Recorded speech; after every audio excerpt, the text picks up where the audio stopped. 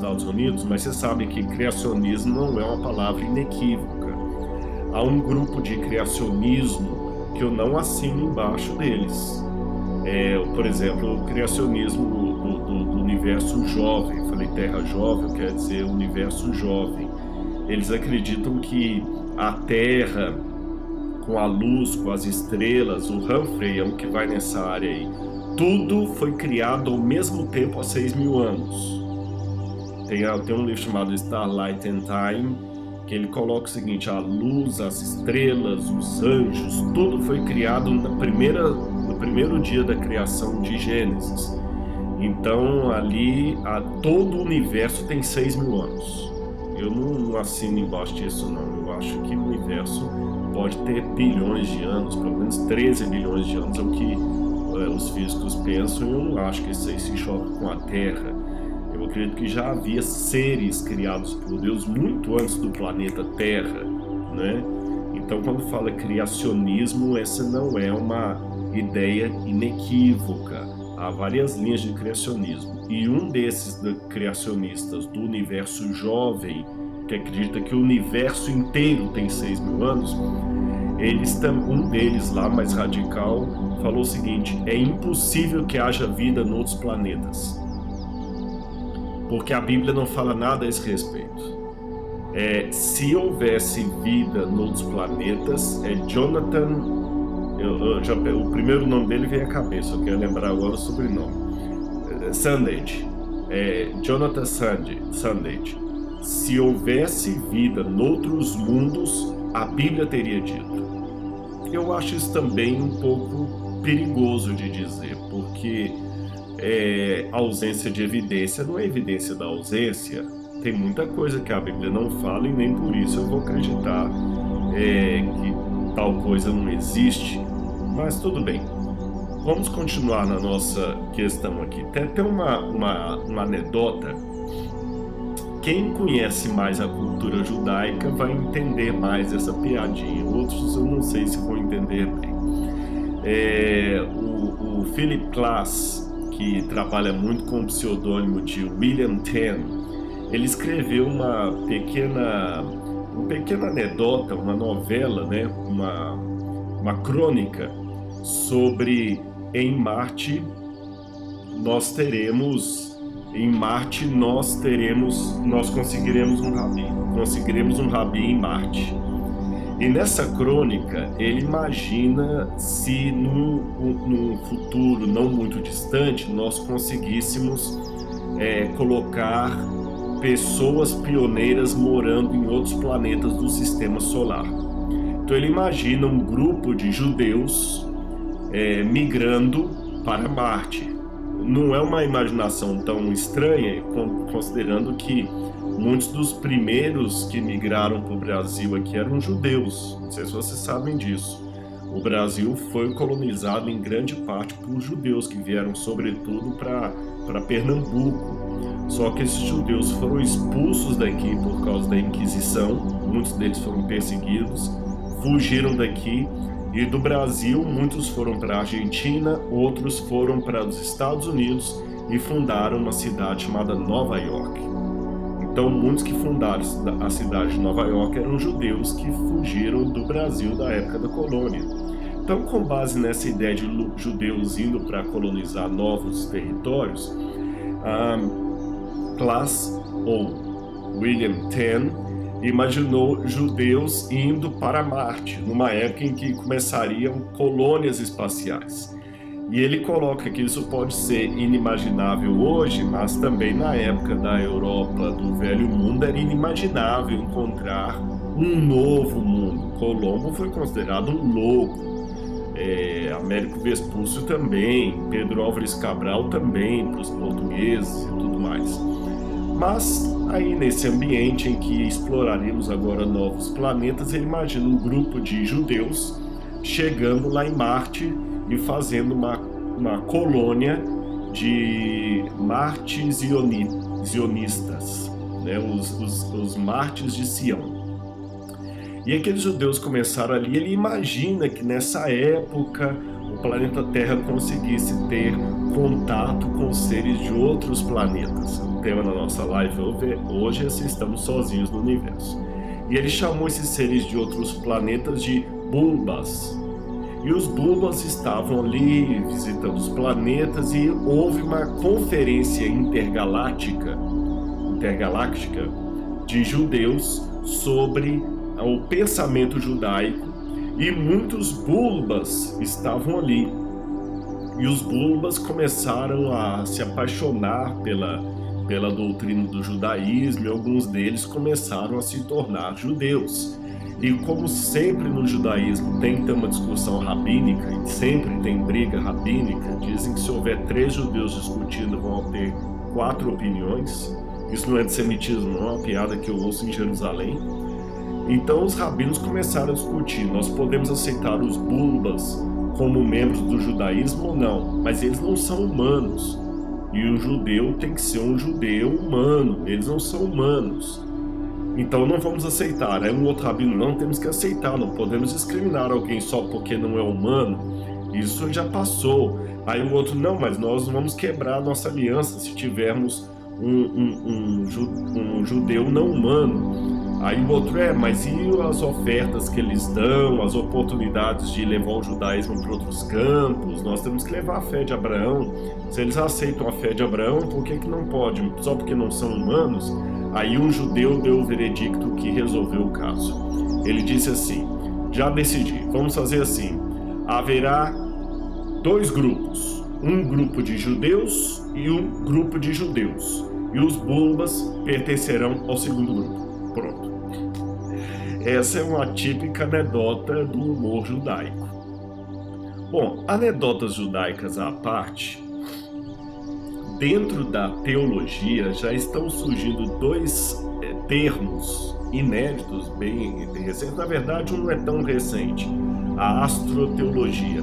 A astroteologia aparece num documento do século XVIII, mas ele foi reavivado agora recentemente, a astroteologia, que até ganhou em 2014 uma bolsa, um budget, um orçamento de $1.100.000 para fazer uma pesquisa sobre estudos das implicações sociais da astrobiologia. E foi uma pesquisa ecumênica feita na Universidade de Nova Jersey. E o outro termo que está aparecendo muito na teologia agora é exoteologia. A pergunta é: como é que nós podemos conviver com a ideia de existirem seres vivos e inteligentes em outros mundos? Para quem não é teólogo e já começa com o preconceito, fala assim: que coisa ridícula, religiosos, fiquem com vocês aí, não vamos estudar ciência não. O próprio Carl Sagan admitiu que a exploração espacial leva diretamente a questões religiosas e filosóficas. Então, acho que a pesquisa conjunta pode ser feita. E será que nós estamos sozinhos no universo, Rodrigo? Olha, eu vou dar para vocês uma opinião que deu maior polêmica nos anos 1970, foi de Billy Graham.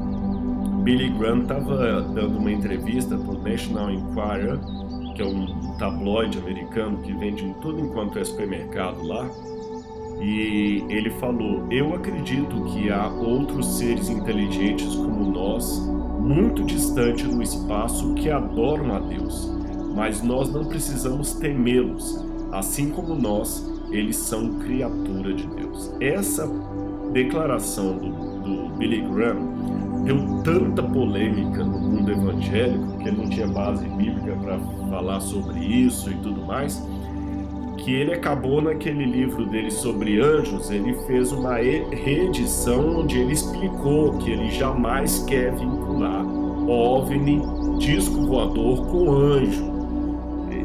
Por quê? Porque muita gente pensou que, ao fazer essa declaração, que o Billy Graham estava endossando essa procura por OVNIs. Então eu quero colocar 3 níveis de diferenciação aqui para você saber do que eu estou falando, e o Billy Graham também estava falando, e do que nós não estamos falando. Primeiro nível, não por hierarquia, primeiro nível apenas para separar em grupos. OVNIs, não. OVNI é coisa, objeto voador não identificado, de ufólogo, tem aqueles grupos ali, tudo. Não acho, até agora eu sou totalmente cético com relação a OVNIs.